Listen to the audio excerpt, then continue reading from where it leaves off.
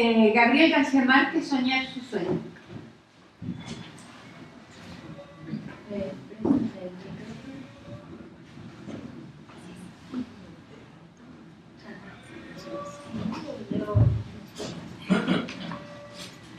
¿Se oye? ¿Sí? Gabriel García Márquez, Soñar su sueño. Me niego a admitir el fin del hombre, dice García Márquez, citando a Faulkner en su discurso de aceptación del Nobel de Literatura en 1982, luego de hacer un recuento de la violencia y la muerte en América Latina. Una lista que parece no se acaba de llenar. Seguimos a la espera de si agregamos 43 nombres o seguimos creyendo que México no los alcanzó. La realidad de hoy es inverosímil. Las noticias parecen sacadas de un diario amarillista. La situación en México es como la de vivir con un padre abusador. Lo amas y le temes. No sabes qué hacer con la confusión. Cada día despiertas con la ilusión de que algo o alguien se haga cargo de él y el dolor pare, pero no pasa. Ni Dios, ni el gobierno, ni tu madre pueden terminar con la violencia. Aún así, hay algo que te mantiene en casa. Es tu patria, es lo hermoso de la gente, tus hermanos, tus amigos, tu cultura, y más que eso, tu derecho de estar allí, porque de esa tierra naciste. Es esa parte que asoma en los días buenos, cuando hay trabajo y comida. Intentamos soñar el sueño de García Márquez, en el que la vida se convierte en relato, un cuento que trasciende y narra una verdad que los libros de historia no dirán. Creemos que contar la verdad cruda dentro de un mundo donde todo es posible fue el camino que el escritor siguió, pero obviamos lo que él decía. Abro cita. Desde que tengo memoria, el recuerdo más antiguo que tengo es que dibujaba cómicos, y ahora me doy cuenta que posiblemente lo hacía porque todavía no sabía escribir. Siempre he buscado medios para contar, y me he quedado con la literatura, que es el más accesible. Pero pienso que mi vocación no es la de escritor, sino la de contador de cuentos. Tratar de que me quieran por un buen cuento que conté. Esa es mi verdadera vocación. Fin de cita. Solo quería contar cuentos. Eso bastó para que mostrara una parte de la realidad que muestra la maldad, el amor, la soledad y el miedo que a nadie en México le es lejano, que se presenta cada vez que hay que salir a la calle, cada vez que alguien sale a trabajar temeroso de que lo despidan o que lo secuestren. Miedo por los chicos que salen a manifestarse y son asesinados por quienes los tienen que proteger. Miedo por los hermanos y compañeros periodistas, por los maestros y los amigos estudiantes. Miedo por los niños que creen que no los dejan regresar solos de la escuela porque no confían en que sepan llegar a casa. Miedo porque cuando les explican que es porque corren peligro se asustan y callan. Se tragan su miedo y crecen junto con ellos. García Márquez contaba sus cuentos bajo la mirada de un periodista que según él se disparaba de la realidad y en una entrevista decía, abro cita, porque para nosotros, él y su madre, la realidad no es la realidad concreta, escolástica, de si usted se golpea aquí se rompe la cabeza. Esa es la realidad. Pero también la realidad son los muertos que salen, los desaparecidos, las magias, Dios, los milagros, todo. No hay una frontera, se pasa de una cosa a la otra. Fin de cita. ¿Y acaso no esperamos todos que esa realidad se manifieste fuera de los cuentos? ¿Que los chicos que perdió el Estado aparezcan milagrosamente? Mas como en la mayoría de los cuentos de él, un final funesto se anticipa. Pese a la violenta realidad de América en estos siglos, García Márquez fue un hombre chistante, que sabía que desdecirse no es cosa seria, que el dogma lo cartonaría sepultándolo como escritor de un solo libro. Decidió ir por el camino natural y decir lo que opinaba en el momento de dar cada entrevista.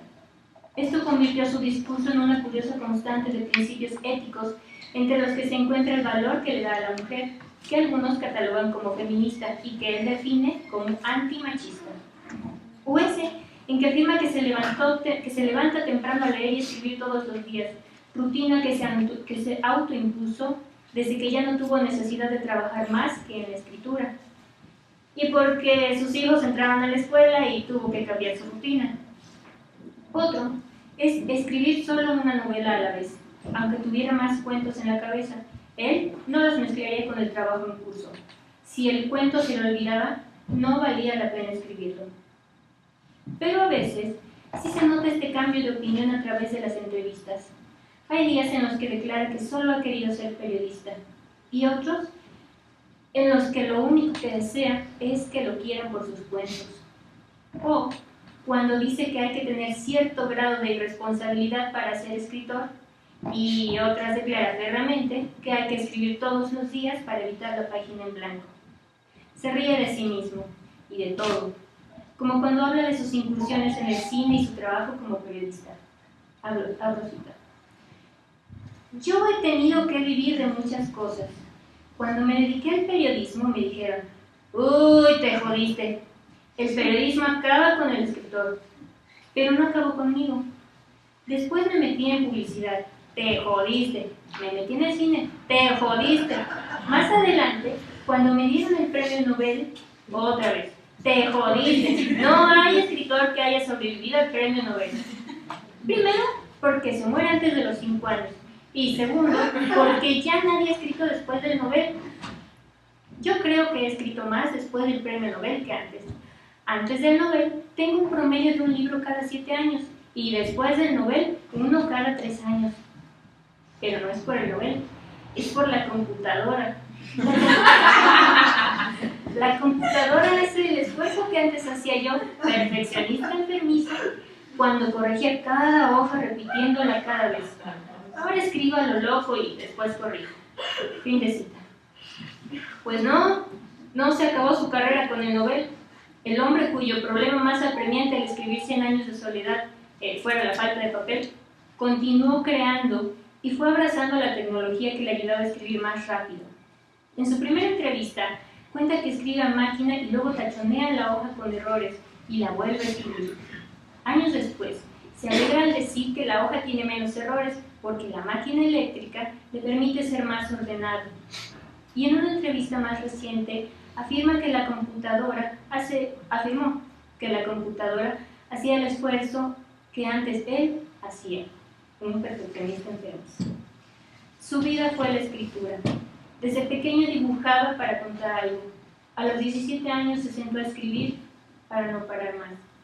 Y aun cuando el dinero faltaba en casa, no paró de escribir 100 años de soledad, aunque el casero llegara a cobrar la renta y su esposa tuviera que enfrentar al cobrador para extender el plazo de pago. ¿Y qué hay de la muerte? Toda vida irremediablemente llega a ese instante final.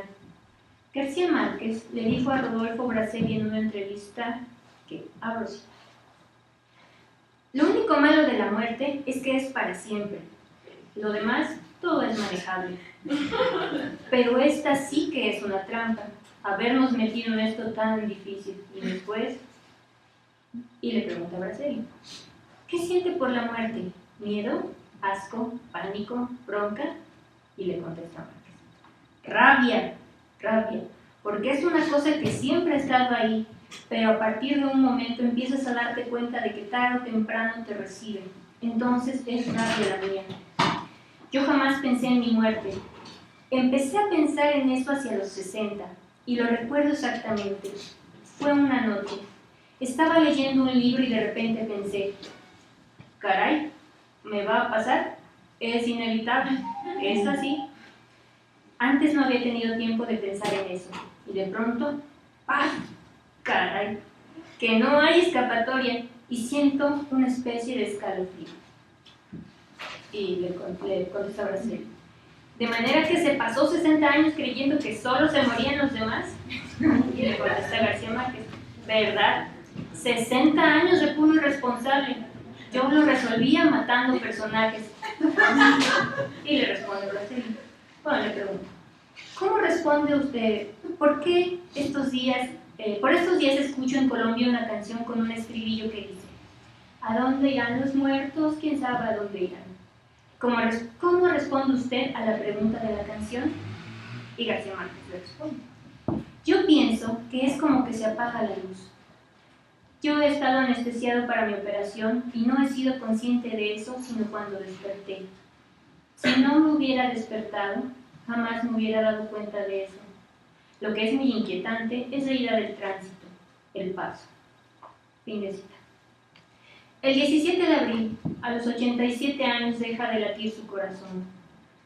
Y al ver qué sucedió después de una convalecencia de semanas, me extraño de su muerte. ¿Pero por qué? Si la edad lo había alcanzado. El amor no le fue lejano y su fama lo perseguía. Me extrañó que no muriera baleado, secuestrado o desaparecido. Y me alegro de que haya muerto del corazón, porque México no lo alcanzó. Vivimos en un sueño que parecía imposible, en la pesadilla de la que despertábamos aliviados en las oscuras noches de otoño, la pesadilla que nos come a pedacitos, cada uno más grande y más doloroso que el anterior. Se fue García Márquez con su dosis de violencia de Colombia, México y el mundo, pero la violencia no se lo llevó, aunque no le era ajena.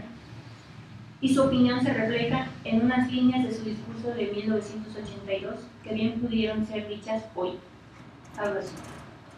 Ante esta realidad sobrecogedora que a través de todo el tiempo humano debió parecer una utopía, los inventores de fábulas, que todo lo creemos, nos sentimos con el derecho de creer que todavía no es demasiado tarde para emprender la creación de la utopía contraria, una nueva y arrasadora utopía de la vida, donde nadie pueda decidir por otros hasta la forma de morir, donde de veras sea cierto el amor y sea posible la felicidad, y donde las estirpes condenadas a 100 años de soledad tengan por fin y para siempre una segunda oportunidad sobre la tierra. Gracias.